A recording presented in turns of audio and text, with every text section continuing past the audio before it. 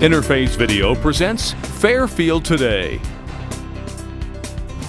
Brought to you by Fairfield Federal Savings and Loan, Fairfield Medical Center, Fairhope Hospice and Palliative Care, the Fairfield County Board of Developmental Disabilities, the Frankie Smith Funeral Home, Ohio University Lancaster, and Lancaster Fairfield Community Action Recycling and Litter Prevention.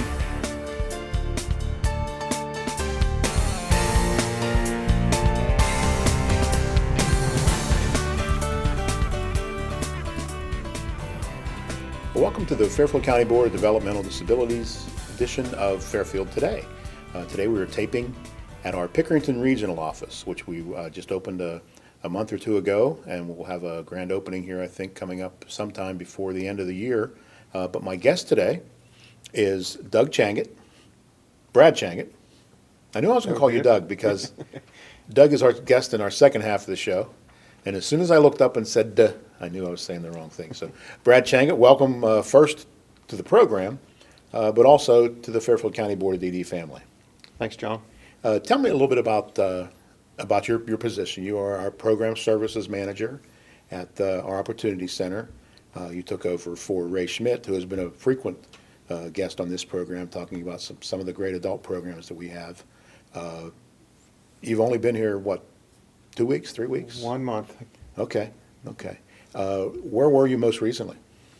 Well, most recently I had been an administrator at the Circleville City Schools. I was a principal at our K and 1 building there, and also the special ed director for the K to 12 school programs. Okay, awesome. And how long had you been in that position? Well, for both of those together for 3 years, then in that role for 7 as special ed coordinator and principal before that for 8 years. So all total of 14 years in Circleville. Okay. Had you been involved in adult programming in the past, or is this your first foray into working with adults? Well, actually, in the late 1970s at Camp Shining Sun, I did work with adults in the program with developmental disabilities, children and adults there. So you were, what, 3 or 4 at that time? I was, yes, exactly. I was going to say, you don't look like you're old enough to have been working in the late 1970s. Yeah. Actually, that was You were in school then? during my high school years, yes, Okay. there. So Now, you are a Fairfield County guy. Did you go to Fisher? absolutely, Fisher Catholic, class of 1977. Okay. Oh, that's well, we graduated. We went to different schools together. Okay. I How graduated. about that? Graduated in '77 as well. So, but you don't look like you're as old as I feel. Okay, well, If that makes any I sense. try my best. Now, your wife had been involved as a teacher in our program several years ago, hadn't she? She was. She taught in the preschool program there with Jody Blaze, who is now the director of the Educational Services Right. program there. Awesome. Well, tell us a little bit about what your duties are as the program services manager there at the Opportunity Center on Coon Path Road. Okay. Well, as the manager of program services, of course, just overseeing the programs that we offer there for the individuals, supervision of the staff. We're looking at always looking for new and better ways to serve our individuals. The new Community First initiative that the board has recently adopted.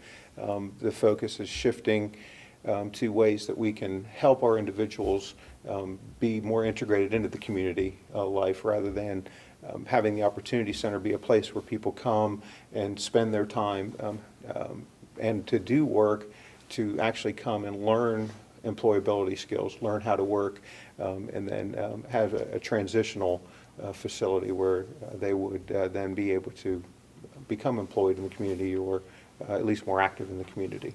Okay. I know I'm kind of bouncing around a little bit, but give us a little bit of an idea about your educational background. After you left Fisher, where'd you go to college? Started out, well, actually, mostly at Ohio University Lancaster. While I was at Ohio University studying special education, did work in the county program at Forest Rose as a one-on-one aid for Oh, for okay. a I wasn't student aware there. of that. So, my day was pretty jam-packed. I'd get on that bus at 7 in the morning, ride with my student, spend the day with him, and then ride the bus home, and then take classes at night till about 10 o'clock and get up and start that all over again. Now, interesting question. Is that student still in our program? Do you see him at the adult building at all? I do not Okay. that particular student. There are many students who my wife had in preschool, though, who I knew that Yeah. are in the adult program now. Yeah. And also many who I started to work with at Camp Shining Sun, Okay. who are still in the program, and get to see them every day now. Ray and I were talking, we did a presentation for the commissioners last week, and we're having trouble wrapping our idea around how to describe our agency in a very, very small package. And he came up with the term full life program. And that's really what we are. It sounds so much better than, birth, cradle to grave or birth to death or anything like the full life. And I think that's what our agency really strives to do, is to obviously make the lives better of the people that we support, while helping them make contributions within the community. And that's really a big part of where you fit in. Might be putting you a little bit on the spot, but what were your first impressions whenever you first came and started to interview for the job there? What was your first impressions of the Opportunity Center in our programs? Well, before I actually interviewed, I went out to visit the Opportunity Center. Just was struck by the atrium, the entrance area was so welcoming, and a lot of the artwork that the served individuals had created was there on display. Walked through, everybody was very welcoming, and just all the different areas and the different programs, things that are going on throughout the day there was just amazing. I guess impressed also by the size of the facility, and I guess just seeing potential in what we could do there in the future. Okay. I mean, that just sounds almost like an interview question. What do you feel you bring to the program? I think mostly a passion for wanting to help individuals be all that they can be. For me to experience the joy of being with these individuals on a daily basis is just immense. Kind of 30 years in the business, and kind of coming back full circle to the folks that I wanted to serve when I started in the field of education. So I think that passion, I think my supervisory managerial leadership experiences that I've had over the last 14 years will be beneficial. Just the creative and the creative energy, I think that I have, of just kind of thinking outside the box, and this is what we've been doing, but let's ask ourselves why. Right. Are we doing it that way, and are we getting the results that we want? And then what can we do differently? And that's really, I talked about the focus of our agency earlier, but we really are, we're becoming an outcome-based plan. So everyone has their individual plans, and it's all based on reaching a certain outcome, or living the good life, or finding what that person is very good at or really wants to do in their life. Talk a little bit about how things have changed since you first came out of college, or when you were studying special education, and kind of give that little bit of a progression from where we were in the 70s, and how we certainly came a long way from even the 50s and 60s to whenever you were studying, and then how it's changed now, and how we're really kind of looking at, you had mentioned the community first, and that was something that was totally far off, and no one ever really thought about probably back in the 70s.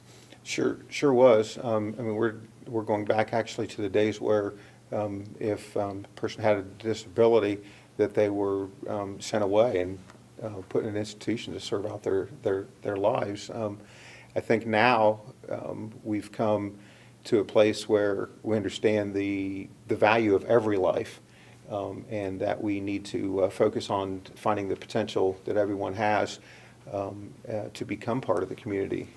Everybody has that desire to belong, and I think our focus now is on each individual, and helping them to find out how they fit in, and where they can benefit the community, how they can give back to the community that's given them so much. Mm-hmm.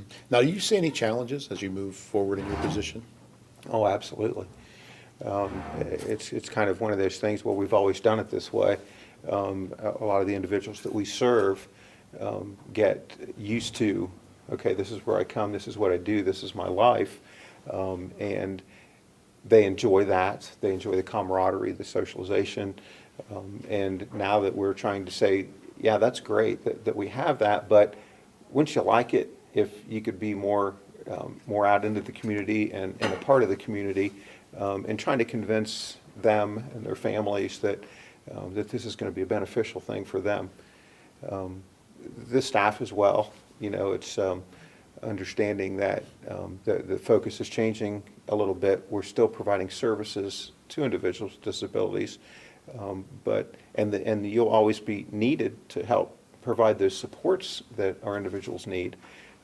But the role is changing, and change is hard for everyone. Mm-hmm. You fear what you don't know, and we have. Well, to but take that's also important in the growth of all of us, is to be able to take on challenges and accept challenges, and get outside that comfort zone to really learn and grow as a person. So why should someone with a disability be any different from anyone else? Absolutely. Okay. Well, listen, Brad, thank you so much.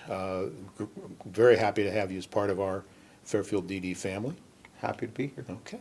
We're going to take a quick break. When we come back, we'll be talking to the real Doug, not Doug Changet, who is actually Brad Changet, but Doug Mitchell.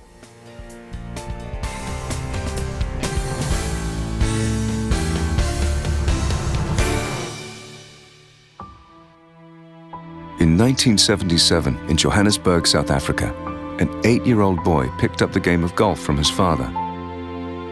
By the age of 9, he was already outplaying him. The odds of this gentle lad winning the Junior World Golf Championships at the age of 14, 1 in 16 million.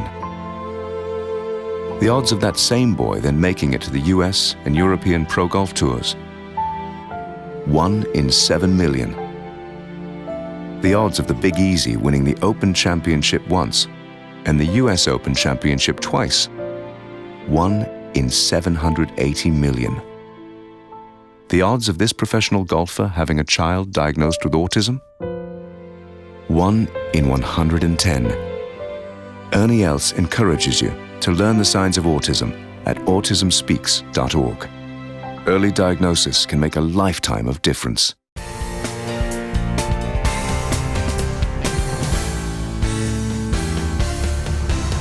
Welcome back to Fairfield Today.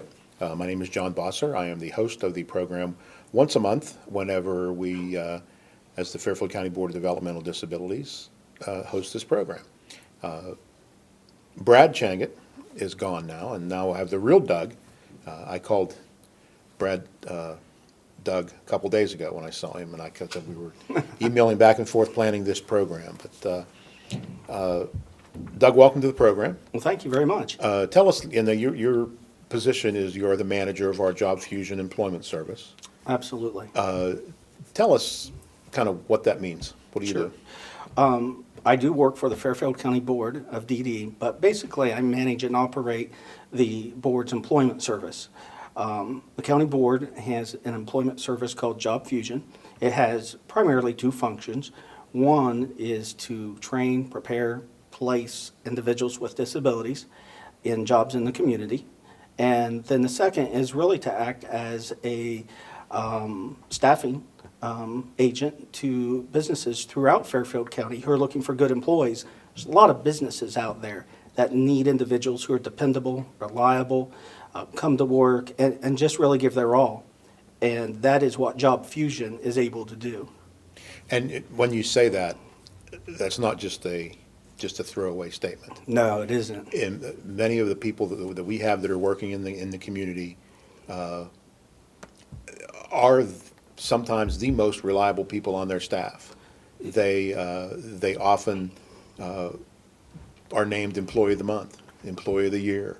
Right. So it's before we get too far into this, and I want to talk about a couple of different programs that you're involved in, but let's get an overview of Job Fusion first. Talk about the benefits to an employer and kind of describe the concept that when an employer hires someone with a disability, they're getting a good employee. They're not just hiring someone for charity just to give them a job. Absolutely not. It is truly a win-win. Job Fusion is a service that will really work for a business because, one, we put so much effort and work into preparing and training a person to be a good employee. I know very few organizations, entities that trains people in this day to be good workers. And it's just not actually training them to do the job, but it's work ethic, skills, job training skills to prepare a person. And, when you look at individuals that we place in jobs, their longevity is much higher, the majority of the time, than other people. Because while some of these jobs might be considered entry level to some people, or even a stepping stone, for many of the folks that we work with, their career, it's a career path. And it's something that they give 100% in and work very hard at and take pride in. Right.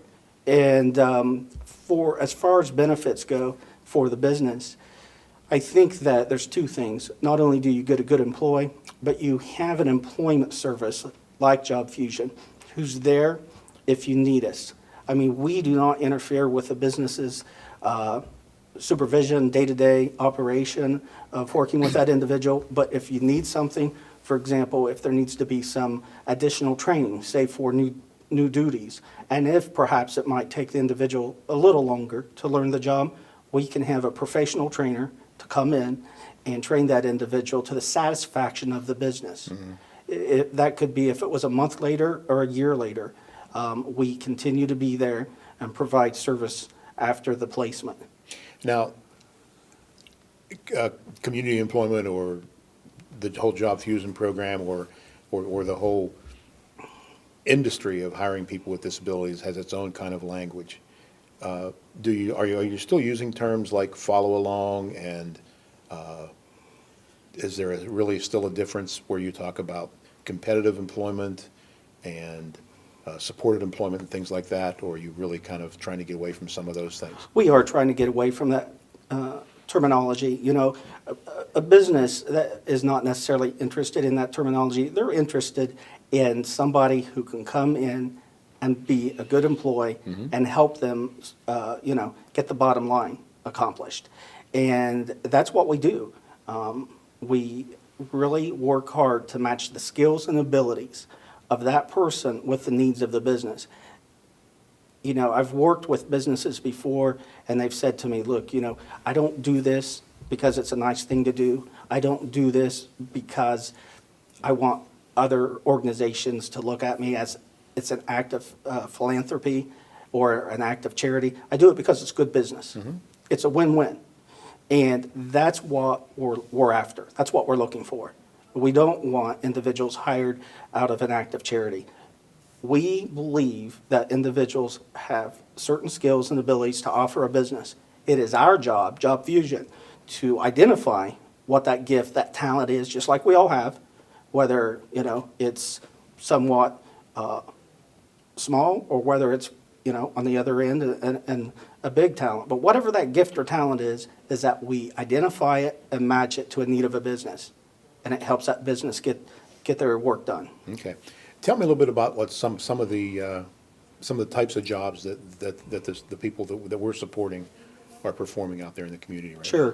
Sure. Some of the individuals that we work with disabilities, disabilities vary. Some folks have more significant disabilities, therefore what they might be able to do might be somewhat limited. So it could be something from packing boxes, folding pizza boxes, stocking, working on shelves in a grocery store, fronting shelves, or it could be something more complicated, such as data entry, a receptionist, or somebody working in a logistics program where they're actually using scanning devices and having to move quickly and make this decision making. And we have people doing data entry. We have people working in office settings. In fact, at our Pickerington office where we're taping this program, both of our receptionists are people that we support who Absolutely. have disabilities, and they both do an absolutely awesome job. They share. One comes in the morning, works a couple hours. One comes in the afternoon, works a couple hours, and it allows us to use our other resources in other ways. I think one of the things that businesses are surprised about is just what the talent pool that, of the individuals we work with can do. Often I hear businesses say, well, I didn't realize you had someone who could do that or could do this, perform this particular function of a job. And to tell you the truth, we have individuals who can do a variety of complex tasks that a business requires. You know, again, it's varies, but we work with a large number of applicants. Okay. Let's kind of shift gears a little bit, and then we're going to come to one of the most exciting projects I think that we've had in quite some time is Discover You. Yeah. But tell us a little bit about employment first. Back, Sure. I believe it was last year. I think it was beginning of 2012, or was it this year? It was. It was March of 2012 when Governor Kasich made the decision, an executive order that basically said that individuals with developmental disabilities, when they enter a service with, say, a county board of developmental disabilities, such as ours in the state of Ohio, that the first and foremost priority for that individual will be a path of community employment. Jobs in the community, just like you or I.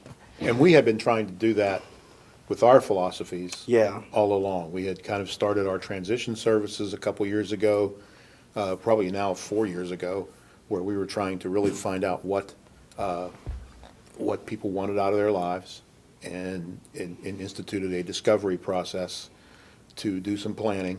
Absolutely. And to get those people involved in working and doing the things that they really want to do.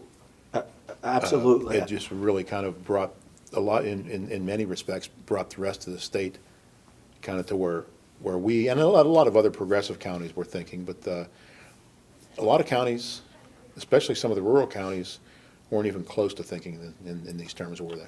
Not at all. And in fact, many counties, and even larger counties, had no type of community employment service that was available to individuals. Typically, what had been done through the last several decades is that individuals might finish high school or a specialized school and enter into a what's called a workshop environment, a sheltered workshop or a dehabilitation. And for many years, that was successful in that there was factory work that often was contracted to those types of agencies. But as years went by, technology has had such an amazing impact on businesses. Those jobs are not available anymore, and they're not available to workshops. And so the work that was once available is either dried up or it's very limited.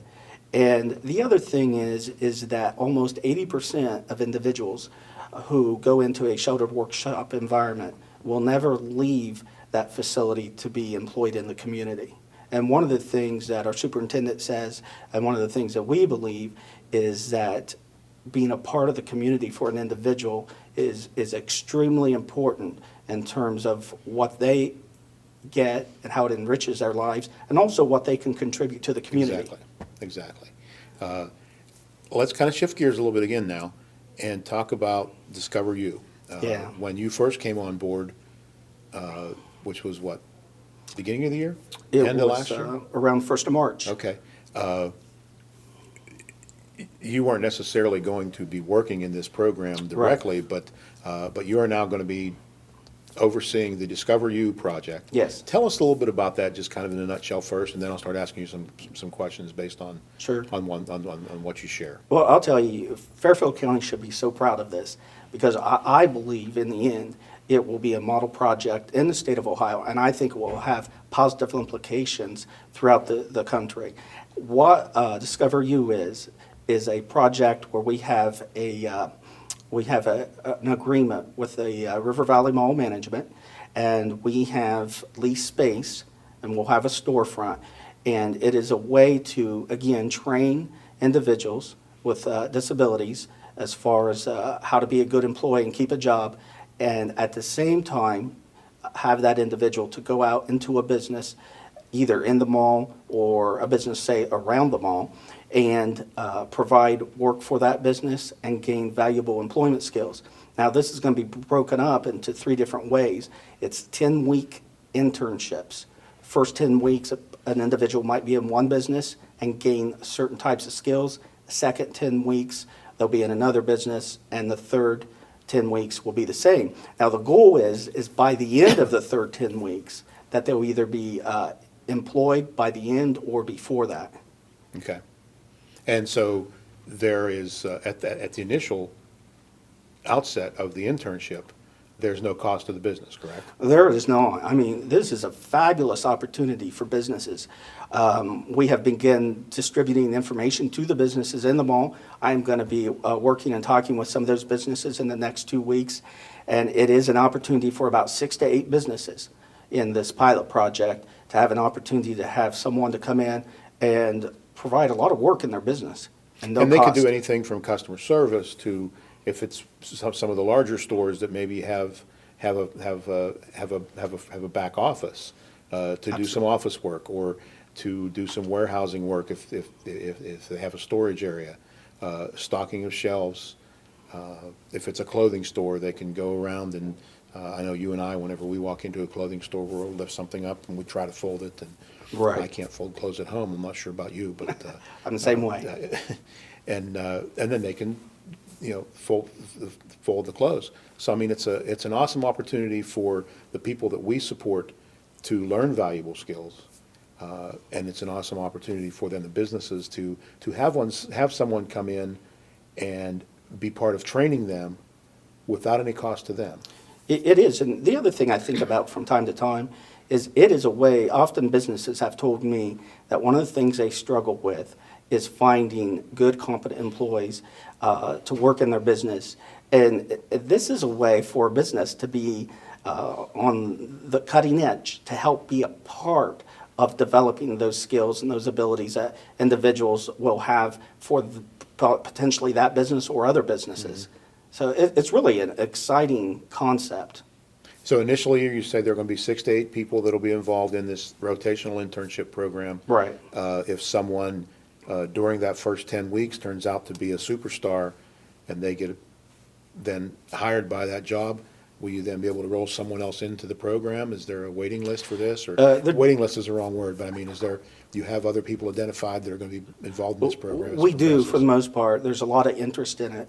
And one of the things that I didn't mention that is also a plus for a business is that we have a job trainer who will assist that individual in learning the job and support them and working with the business. Plus, we have a full-time staff person who acts as the coordinator of Discover You, who will be, the office is located close to JCPenney and the mall. It's right next to the mall management office. So it's not as if this individual is completely on their own, or if the business would be, needs some sort of assistance or have a concern or problem. Mm-hmm. I mean, we're right there. I mean, and the way the day will be set up is the first hour will be some employability skills and some training Yes. like that. Then Yes. they go out and actually are part of their first couple of hours of working in the business, take a lunch, work a couple more hours, and then their day is over. Right. And that'll be 5 days a week? Yes.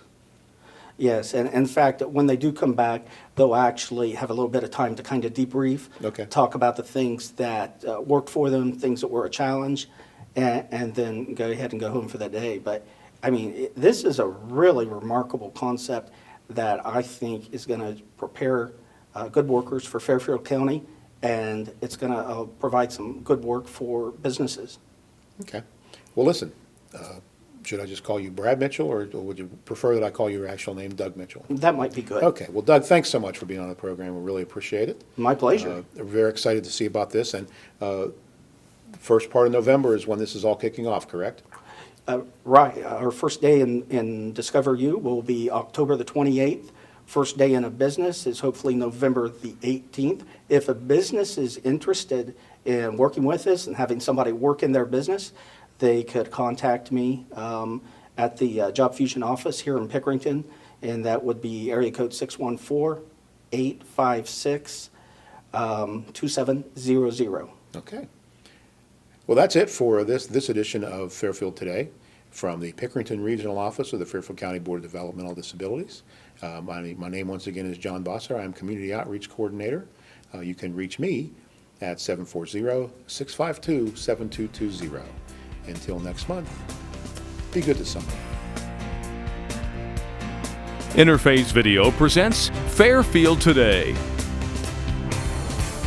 Brought to you by Fairfield Federal Savings and Loan, Fairfield Medical Center, Fair Hope Hospice and Palliative Care, the Fairfield County Board of Developmental Disabilities, the Frankie Smith Funeral Home, Ohio University Lancaster, and Lancaster Fairfield Community Action Recycling and Litter Prevention.